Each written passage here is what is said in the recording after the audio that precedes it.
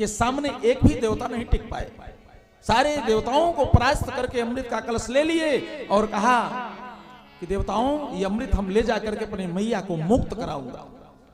अमृत लेकर के चलने लगे तो देवराज इंद्र ने कहा, गरुण, वैसे ही संसार में सर्पों का आतंक बहुत विशाल है।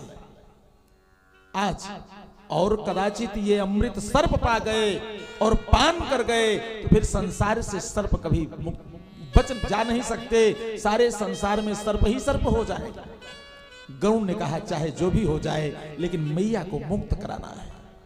अब वहां से लेकर के आए गरुड़ जी अमृत का कलश, कद्रू के हाथ में दिए, कहा, माते अब हमें मुक्त करो हमारी मैया को।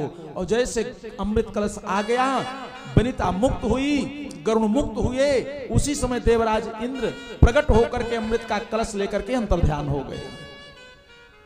परमहंसी सुखदेव जी महाराज विचार करते हैं कि इतना जब आवश्यकता थी गरुड़ को अमृत की, तो देवता युद्ध के लिए तैयार हुए और आज अपने से लेकर के आ रहे हैं।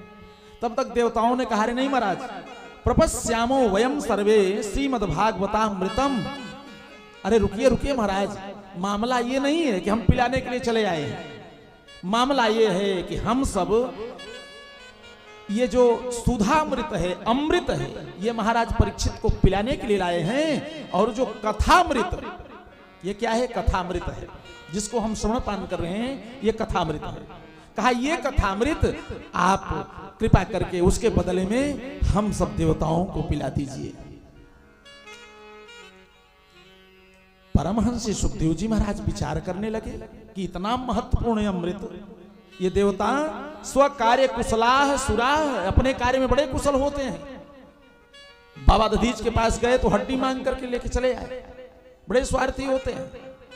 तो कहा, इनका कहीं न कहीं स्वार्थ छिपा है। लेकिन इतना महत्वपूर्ण अमृत, समुद्र मंथन हुआ, 14 रत्न निकले, उसमें जब अमृत निकला तो इस अमृत के लिए देवासुर संग्राम हुआ और अंत में जाकर के देवताओं ने विजय प्राप्त किया अमृत पीने के बाद, इसी अमृत के लिए।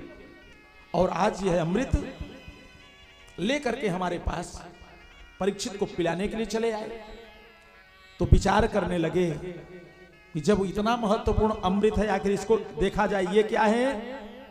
तो कहा, जो सुधामृत है, सुधामृत माने अमृत। समझ में आ रहा है ना? हाँ, नहीं समझ में आएगा तो बताइएगा। सुधामृत माने जो अमृत देवलोक में है। तो कहा, उसमें भेद है, उसमें आरक्षण है।